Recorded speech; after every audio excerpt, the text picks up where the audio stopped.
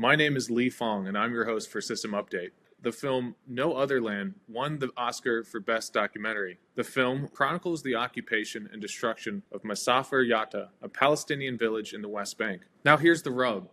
Every other film awarded an Oscar last night had U.S. distribution. No Other Land, despite winning the most prestigious accolade in Hollywood, could not obtain a U.S. distributor. It is only shown in small and independent theaters.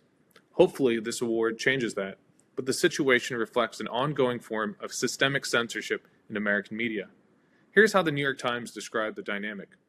Despite a string of honors and rave reviews, no distributor would pick up the film in the United States, making it nearly impossible for American filmgoers to see it in theaters or to stream it. This shortcoming made No Other Land part of a broader trend in recent years in which topical documentaries have struggled to secure distribution. Now, this claim about quote-unquote topical documentaries struggling to obtain distribution obscures the reality. Let's take a look at the last decade or so of Oscar-winning documentaries. The winner last year, 20 Days in Mariupol, about Ukrainian forces fighting Russians, that's a film that certainly revolved around a topical issue area, and yes, they had a major distributor. The year before that, the best documentary went to Navalny, about the Russian dissident, another topical documentary that again had a distributor, in this case, Warner Brothers. In 2019, the winner was the film produced by the Obamas, American Factory, about a Chinese-owned factory in Ohio and its struggle with union organizers and a culture clash about the nature of work. Again, no problem finding a distributor.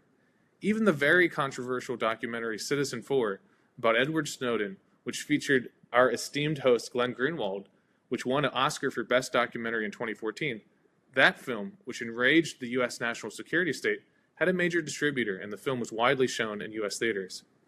No, the issue is not topical documentaries failing to obtain distribution or streaming deals. The issue is the aggressive and often successful attempt by pro-Israel pressure groups to prevent audiences from viewing films that are critical of Israel. We've seen pressure campaigns for Netflix to remove Farha, the Jordanian film about atrocities committed during the 1948 war in Israel. There have been similar challenges for other films critical of Israel, including Tentura, 200 Meters, Little Palestine Diary of Siege, and Naila and the Uprising. Recently, the American documentary Israelism, produced by left-leaning American Jews, investigates how American Jewish communities educate their members about the Israeli-Palestinian conflict, often in ways that erase the existence of Palestinians. The film has faced an ongoing campaign of censorship. The University of Pennsylvania refused to allow a Jewish student group to screen the movie, and Hunter College similarly canceled a screening. Eventually, Hunter College allowed a screening, but only if a rabbi was featured to host a discussion after the film, and he was criticized for refusing to take student questions. Screenings for the film have been blocked in other colleges and universities since October 7th. The other incredible example of film censorship that really has no parallel in recent modern American history is that of Al Jazeera's explosive documentary, The Lobby.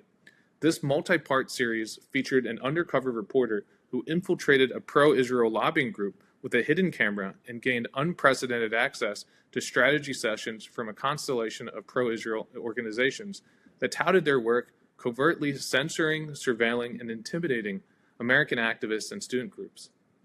The film also shows the close coordination with the Israeli government, regular meetings with the Israeli embassy, along with explicit direction and support from Israeli intelligence groups operating in the U.S.